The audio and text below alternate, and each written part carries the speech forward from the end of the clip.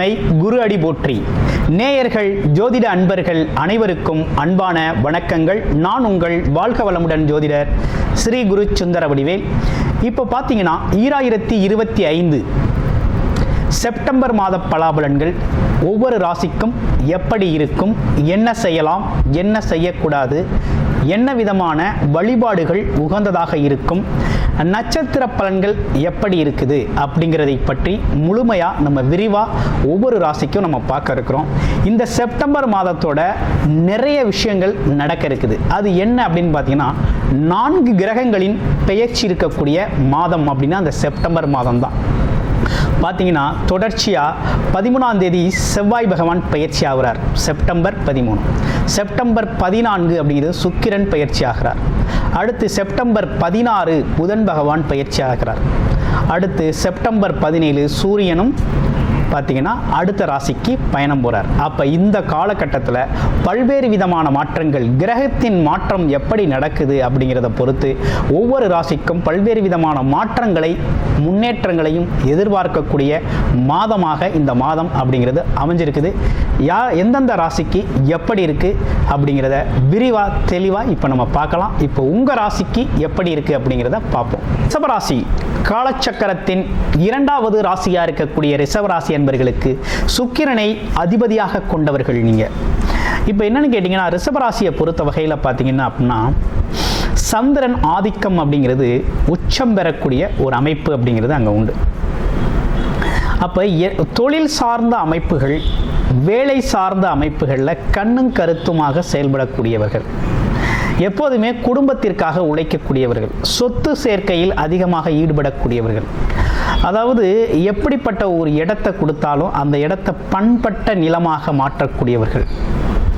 அப்போ நிலம் மட்டும் இல்லைங்க, எந்த தொழில், வேலை அமைப்புகள், அப்போ எந்த ஒரு செயல் வேலையை கொடுத்தாலும் அந்த வேலையை நேர்த்தியாக சிறப்பாக செய்யக்கூடிய ஒரு அமைப்பு அப்படிங்கிறது, அதில் கடின உழைப்பை செலுத்தக்கூடிய ஒரு தன்மை அப்படிங்கிறது இயல்பாகவே உள்ள ஒரு அமைப்பு அப்படிங்கிறது உண்டு. ஏன்னா கர்மம் அப்படிங்கிற ஒரு அமைப்பு அப்படிங்கிறது ரொம்ப உச்சபட்சமாக செயல்படக்கூடிய ஒரு அமைப்பு அப்படிங்கிறது ரிஷபராசிக்கு உண்டு. அப்போ உத்தியோகம் புருஷ லட்சணம் அப்படிங்கிறது மாதிரி வேலை, தொழில் அமைப்புகளில் அக்கறையுடன் செயல்படக்கூடிய அமைப்பு அப்படிங்கிறது உண்டு. இப்படிப்பட்ட உங்களுக்கு இந்த கடந்த காலங்கள்லாம் எப்படி இருந்தது, இனிமே எப்படி இருக்க போகுது?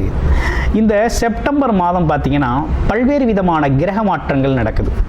4 கிரகங்கள் மாற்றங்கள் நடக்குது. அதில் முதல் மாற்றம் அப்படிங்கிறது செவ்வாய் பகவான் தான் மாற்றம் அடைகிறார், பெயர்ச்சி அடைகிறார். அடுத்து சுக்கிர பகவானும் பெயர்ச்சி அடைகிறார். அடுத்து சூரியன், அடுத்து புதன் அப்படின்னு சொல்லக்கூடிய புத்திக்காரகன் புதன் அப்படின்னு சொல்லக்கூடியவங்களாம் மாற்றம் அடைகிறாங்க. அப்போ கிரகங்களின் மாற்றங்கள் பார்த்தீங்கன்னா மனிதர்களில் மாற்றத்தை ஏற்படுத்தும், மனங்களில் மாற்றத்தை ஏற்படுத்தும், செயல்களில் மாற்றத்தை ஏற்படுத்தும், நடவடிக்கைகளில் மாற்றத்தை ஏற்படுத்தக்கூடிய ஒரு அமைப்பு அப்படிங்கிறது உருவாகுது. இப்போ ரிஷபராசியை பொறுத்த வகையில் பார்த்தீங்கன்னா குரு சுக்கிரன் சேர்க்கையோடு இருந்தது காலங்கள், போன மாதம்லாம் பார்த்தோம்னா சேர்க்கையோடு இருந்த ஒரு அமைப்பு இருந்துச்சு. இப்போ சுக்கிரன் எங்கே இருக்கிறாரு? ராசிநாதன் 3ஆம் இடம். அடுத்து வருகின்ற பார்த்தீங்கன்னாக்க 14ஆம் தேதி, செப்டம்பர் 14ஆம் தேதி சுக்கிரன் பார்த்தீங்கன்னா பெயர்ச்சி அடைகிறார். எந்த இடத்துக்கு பெயர்ச்சி ஆகிறார்னா காலபுருஷனின் 5ஆம் இடம்னு சொல்லக்கூடிய சிம்ம ராசிக்கு பெயர்ச்சி அடைகிறார். அங்கே இருக்கக்கூடிய கேது பகவானோடு போய் இணைகிறார். அப்போ அது நாள் வரை பார்த்தீங்கன்னா உங்களுக்கு சிறப்பானது ஒரு அமைப்பு அப்படிங்கிறது இருக்குது.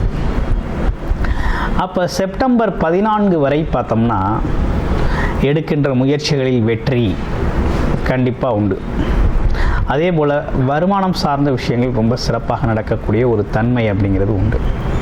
அடுத்து வேலை தொழில் அமைப்புகள் நல்லா இருக்குமா அப்படின்னா கண்டிப்பாக உறுதியாக நல்லா இருக்கும். இப்போ கொஞ்சம் சங்கடங்கள் இருக்கும், ஆனால் இருந்தாலும் நல்லா இருக்கக்கூடிய சூழ்நிலையை தான் கொடுக்குது வேலை தொழில் அமைப்புகள்.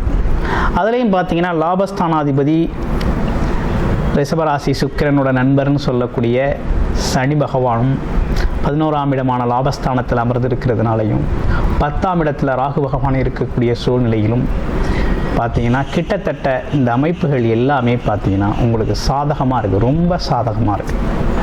அதுலேயும் 2ல் குரு இருக்கிறது அப்படிங்கிறது ரொம்ப அற்புதம். தனக்காரகன் சொல்லக்கூடியவர், குழந்தைக்காரகன் சொல்லக்கூடியவர், ஆமாம் செல்வச் செழிப்பு அப்படிங்கிறதுக்கு குரு தான் அடிப்படை. அது மட்டும் இல்லாமல் பேசுகிற வார்த்தைகள், சொல்கின்ற செயல்கள், நம்மளை பிறருக்கு பிடிக்கணும் அப்படின்னாலே நம்மளிருந்து வரக்கூடிய வார்த்தைகள் வந்து மிக அழகாக இருக்கணும். அப்படிப்பட்ட விஷயங்களை சொல்லுக்கு வலிமை கொடுக்கக்கூடிய குரு பகவான். அதாவது குரு அப்படிங்கிறவர் ஒரு வார்த்தை சொல்லிவிட்டு அதை யாருமே தட்ட மாட்டாங்க, பார்த்துருக்கீங்களா? அந்த மாதிரி குரு பகவான் அப்படிங்கிறது 2ஆம் இடத்துல அமர்ந்திருக்கக்கூடிய ஒரு நல்ல அமைப்பு இருக்குது. அப்போ தனம், குடும்பம், வாக்கு அப்படிங்கிற ஒரு அமைப்பு அப்படிங்கிறது பலப்படக்கூடிய காலகட்டமாக இருக்குது, பலப்படக்கூடிய காலகட்டமாக இருக்குது. அடுத்து பாருங்கள், 2 புதன் வருகின்ற 16ஆம் தேதி பார்த்தோம்னாக்க 5ஆம் இடத்துல போய் உச்ச பலம் அடைகிறார். அப்போ பாருங்கள், குழந்தைகளோட படிப்பு நிலை ரொம்ப நல்லா இருக்கும். படிக்காத குழந்தைகள் நல்லா படிக்க ஆரம்பிப்பாங்க. சொல் கேளாத பிள்ளைகள் கேட்க ஆரம்பிக்கும். நடவடிக்கைகளில் மாற்றம் ஏற்படும்.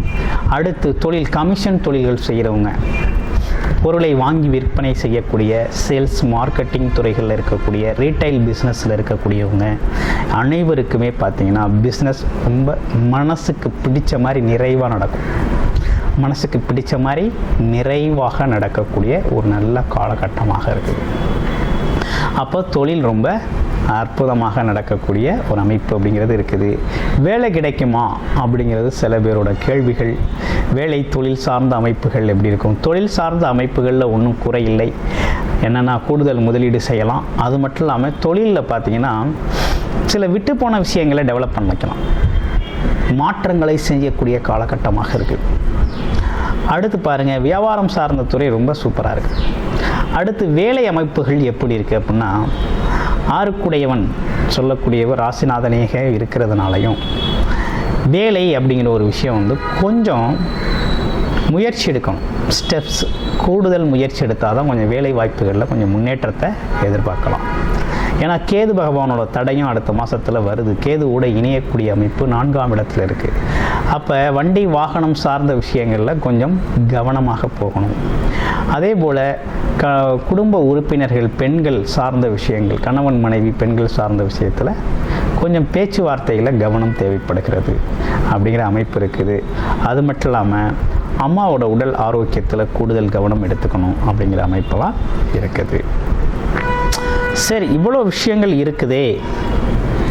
ஆமாம், கொஞ்சம் சீனியர் சிட்டிசன்ஸ்க்கெல்லாம் எப்படி இருக்கும் அப்படின்னு பார்த்தோம்னா, ஏதேனும் புது முதலீடு செய்யணும் அல்லது புதுசாக ஏதாவது ஒரு செய்யணும்னு நீங்கள் திட்டமிடுறீங்க அப்படின்னா அந்த காலகட்டத்தை பயன்படுத்திக்கங்க. நல்லா தான் இருக்குது, சிறப்பாக இருக்கக்கூடிய காலகட்டமாக தான் இருக்குது. உங்களை பொறுத்த வகையில் பார்த்தீங்கன்னா இன்னமும் ஒரு அற்புதமான ஒரு விஷயம் என்னென்னு கேட்டீங்கன்னா, 7 6 12 6 வரக்கூடிய இந்த அமைப்பு அப்படிங்கிறது பார்த்தீங்கன்னாக்க இந்த பழைய கடன் பிரச்சனைகளுக்கெல்லாம் ஒரு தீர்வு கிடைச்சிடும். எதிரி தொந்தரவு, தேவையில்லாத சிக்கல்கள் இதெல்லாம் கொஞ்சம் மறைஞ்சிரும். நட்பு பாராட்டக்கூடிய ஒரு நல்ல அமைப்பு அப்படிங்கிறது ஏற்பட்டிருக்கு. கிட்டத்தட்ட ரிஷபராசியை பொறுத்த வகையில் நல்ல அமைப்பு தான் கூடி வருது. முதல் நட்சத்திரம்னு சொல்லக்கூடிய கார்த்திகை நட்சத்திரம் அப்படிங்கிறது எப்படி இருக்குது அப்படின்னா, வீடு, வண்டி, வாகனங்கள் சார்ந்து முயற்சி எடுக்கிறீங்க அப்படின்னா அந்த காலகட்டத்தில் கொஞ்சம் தடை தாமதத்தோடு நிறைவேறக்கூடிய ஒரு அமைப்பு இருக்குது. கூடுதல் கவனமும் தேவைப்படுது. அடுத்து ரோஹிணி நட்சத்திரத்துக்கு எப்படி இருக்குது அப்படிங்கிறத பார்க்கலாம். ரோஹிணி அப்படின்னு எடுத்துக்கிட்டோம்னா இந்த காலகட்டத்தை பொறுத்த வகையில் ஆமாம், ஒப்பந்த தொழில் செய்கிறது, அதே நேரத்தில் வரன் தேடுறது, திருமணமாகலை அப்படிங்கிறதுக்கு. அடுத்து வேலை தொழிலுக்கான முயற்சிகள், கடன் பிரச்சனை, கடன் கேட்ட இடத்துல கடன் கிடைக்கக்கூடிய ஒரு அமைப்பு, இதெல்லாம் ரொம்ப நல்லா இருக்குது. அடுத்து பாருங்கள், மிருகசீட நட்சத்திரம். மிருகசீட நட்சத்திரத்துக்கு இந்த காலகட்டத்தில் எப்படி இருக்குது அப்படின்னா, வேலை தொழில் அமைப்புகள், வெளிநாடு வெளியூரில் வேலை கிடைக்கக்கூடிய நல்ல அமைப்பு இருக்குது, ஏற்பட்டிருக்கு. அதே போல் இளைய சகோதர உறவுகள் சார்ந்த விஷயத்தில் கொஞ்சம் கூடுதல் கவனம் அப்படிங்கிறது எடுத்துக்கணும். இப்படிப்பட்ட கிரக மாற்றங்கள் ஏற்பட்டிருக்கக்கூடிய கிரக மாற்றங்களில் இப்படிப்பட்ட விஷயங்கள் கோச்சார நிலைகளில் இருக்கக்கூடிய ஒரு அமைப்பு அப்படிங்கிறது ரிஷபராசிக்கு இருக்குது.